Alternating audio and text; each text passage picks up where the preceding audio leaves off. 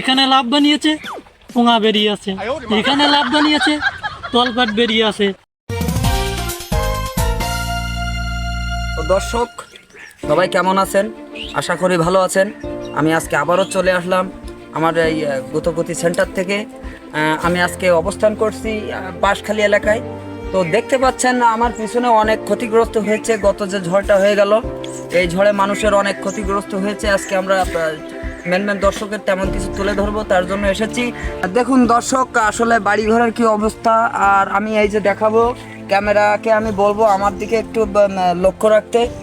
এই যে মেন যে ভেড়িবাঁধটা, এই ভেড়িবাঁধ ভেঙে যাওয়ার কারণে আমাদের কিন্তু এখানে জল প্লাবিত হয়ে অনেক লোকের ক্ষতিগ্রস্ত হয়েছে।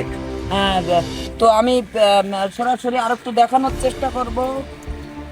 আমি ইতিমধ্যে দর্শক ভাই, এই যে ভাই একটু দাঁড়ান, আমি ইতিমধ্যে দর্শক বিষয়টা পরে আমি